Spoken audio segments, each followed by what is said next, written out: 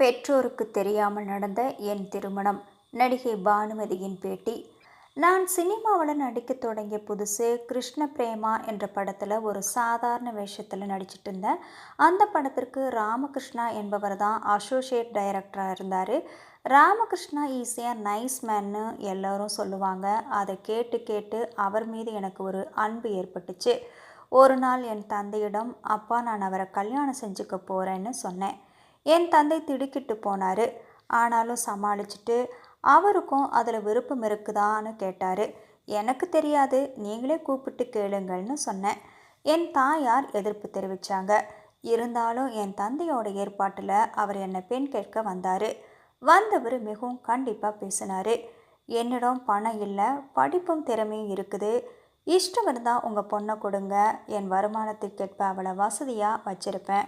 என்னோட ஓர் ஓலை குடிசையில் வாழ்வதற்கும் அவள் தயாராக இருக்கணும்னு சொல்லிட்டு போயிட்டாரு. என் தந்தையோ பயந்து போய், இப்போதே இவ்வளவு கண்டிப்பாக பேசுகிறாரு, பின்னால் உன்னை கொடுமைப்படுத்தினாலும் ஆச்சரியப்படுவதற்கில்லை, அவரை மறந்துரு அப்படின்னு சொன்னார்.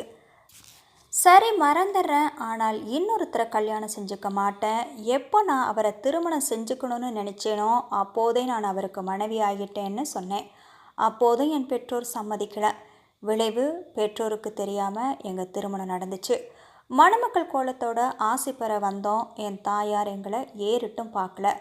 தந்தையும் அழுதபடியே, அப்பா அப்பான்னு சுற்றி சுற்றி வருவியே, இப்போ அந்த அப்பாவிடம் கூட சொல்லாமல் திருமணம் செஞ்சுக்க உனக்கு எப்படிம்மா மனசு வந்தது அப்படின்னு கேட்டார். நானும் அழுதபடியே அதுதான் விதின்னு சொன்னேன்.